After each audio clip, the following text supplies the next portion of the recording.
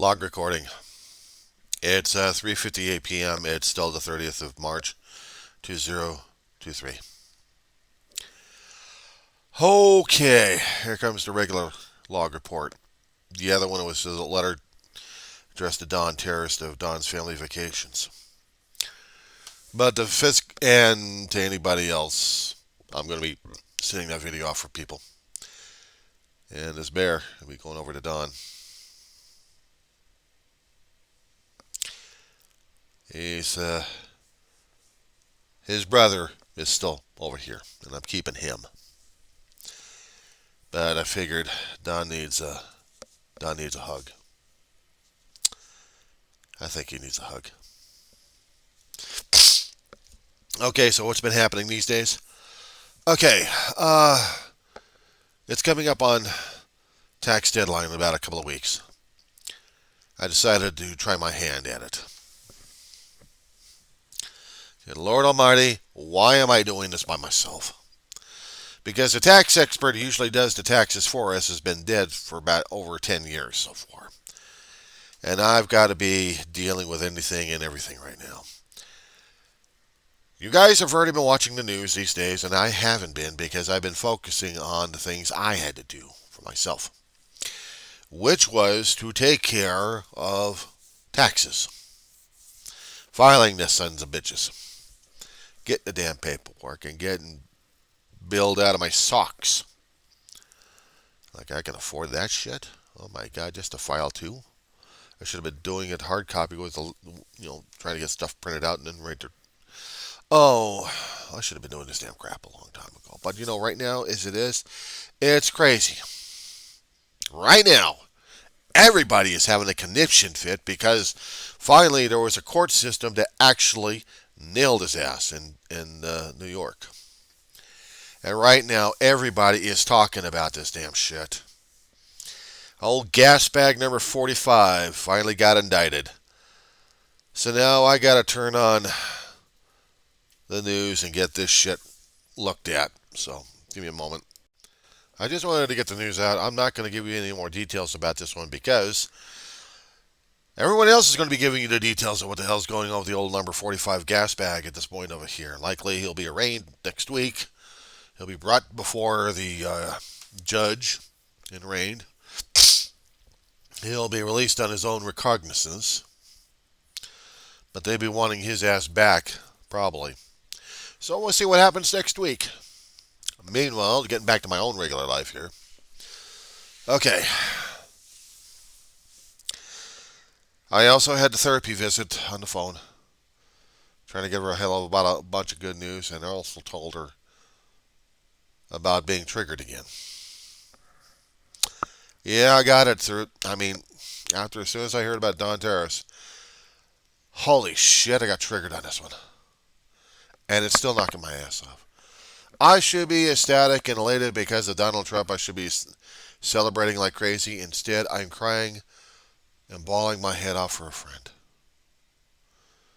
Because to me, that's more of an important thing. I guess over the past two and a half years of watching his tubes and understanding the things he was going through in life. Other people have a different perspective on Mr. Terris, or shall I call him Don. And they've known him since he's been out there. And they fell in love with the guy. And I was watching all this stuff, and I'm hearing the stories of what he's been going through, and seeing the videos of the stuff he's been going through. A guy named Tony and Jenny B, other travel agents, he was hanging around with as well. And health scares like this, are rattling. You guys already know on my YouTube channel right now, I talk about grieving and mourning. I talk about the triggers left and right. And if I'm actually still functioning, I'm still working on things that matter the most. And I was watching Don's videos about a half hour ago. And after seeing his reporting of what was going on inside of his life and everything else, it just it hurt me. It's like I'm seeing a dear friend that I can't go across the border to pay my respects and give him a hell of a bear hug. Maybe give him the bear in person. But I will mail it to him when I can. But apparently he's gotten under my skin, and so it had Tony and Jenny B. I haven't been out there cruising except for one time only in my life with my brother, and that was it. Only one. I'm not avid. I'm not going out there on a constant basis when I can afford it. I'd like to go back out there again, make it more special.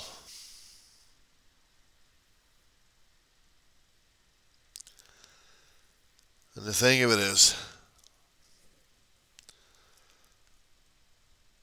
I made them my family.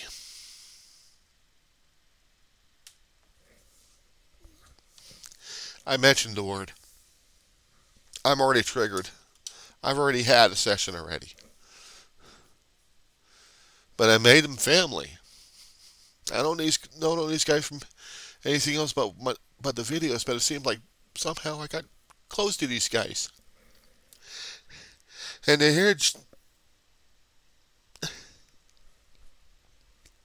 hear Dawn going through this reminded me of a big sister,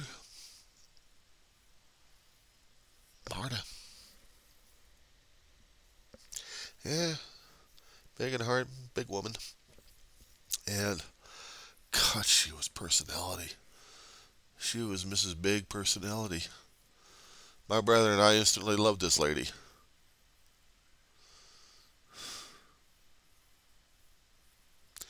It's been over 25, nearly 30 years since we lost her.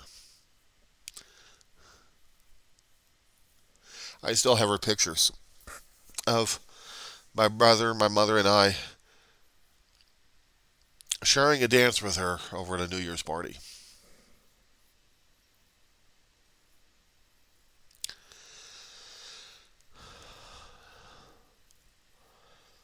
She and another woman named Ellen were roommates at one time. They're living out in Sun Valley. They had a problem with a guy named Manny who was very obsessed with Ellen. Cops couldn't do anything for this guy. Dave and I took it upon ourselves to do well, it's one of those restraining orders. Oh, he went livid. He went livid. My brother almost came to blows with him. Almost.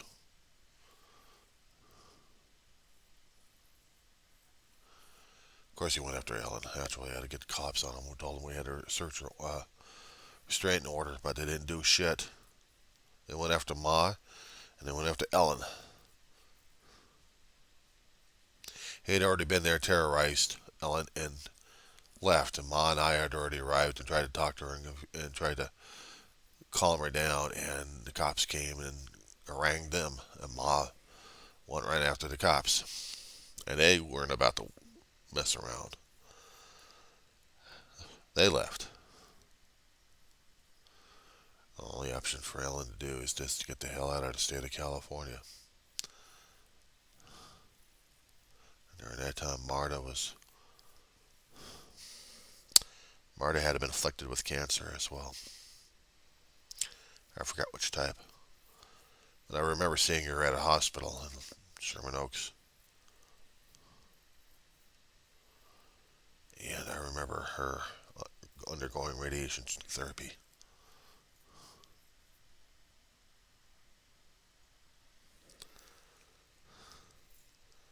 I'd seen when I got a ghostly pale figure she was in the face, but she was still Marta. She was still fighting it. She was still trying to laugh her way through it.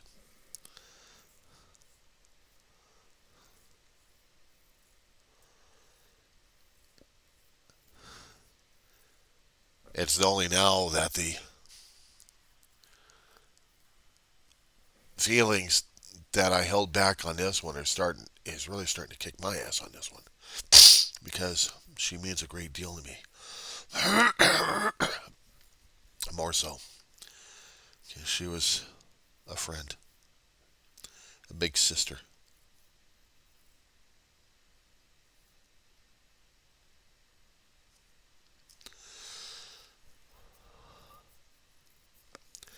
I know how it feels to lose people in one way or another. But it never gets any easier. Some days you just muddle on, and some days you're trying to put that emotional bandage back on again, where you don't have to feel for the rest of the day. You still have to focus on what needs to be done, or just getting through the damn day. At this point,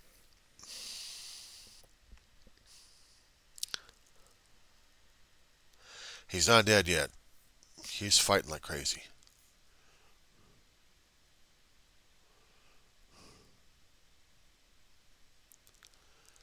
I just wish I had.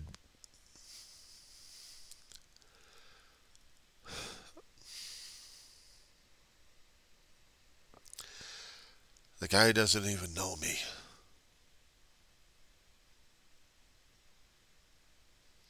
But I feel like I known him. And I feel like he's a good man.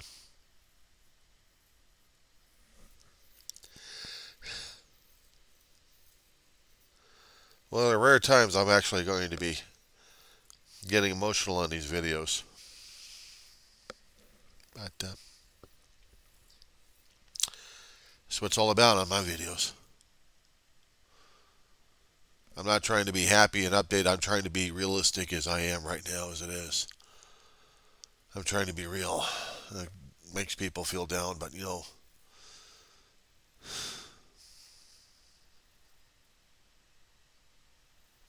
I'm reminded how special people are when you make them that close to you.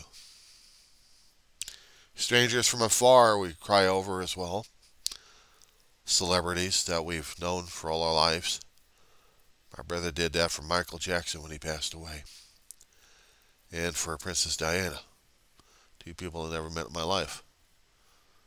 My brother claimed he met Michael Jackson as he was a kid going to elementary school. Well, they're in the same age bracket anyway.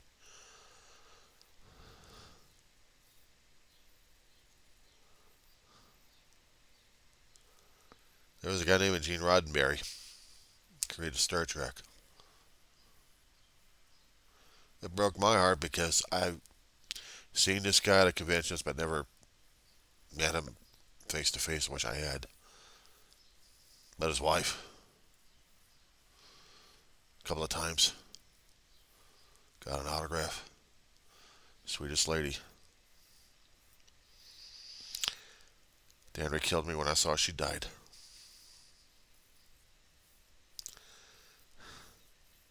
There had been celebrities that I had cried over. I cared about. I've been ordinary people that were close to me. I mean, really close to me that I really cried about.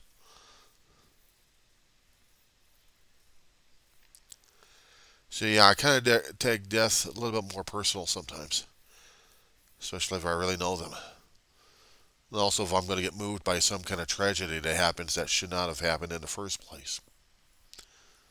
My ire gets up, my anger gets up, my words go crazy at that point. But it's what I have to do. It's what I have to go through.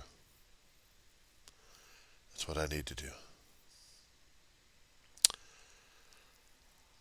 Yeah, I'm nervous about this. I'm scared about it, and I don't know what to say about it right now as it is.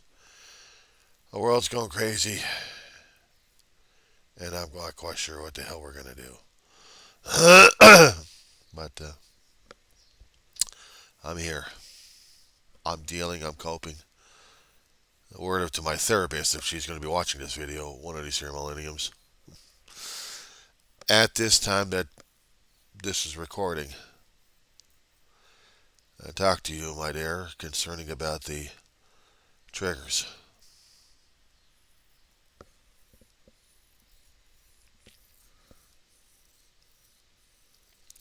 A good friend of mine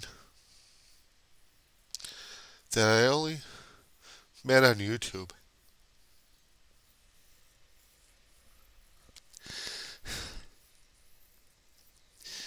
It's like I felt closer to him than I felt about anybody else that I met.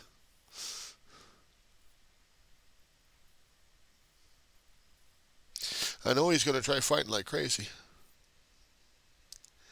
but it still breaks my heart. I just hope he can forgive me. I hope he can forgive me. I'm sorry. I'm sorry.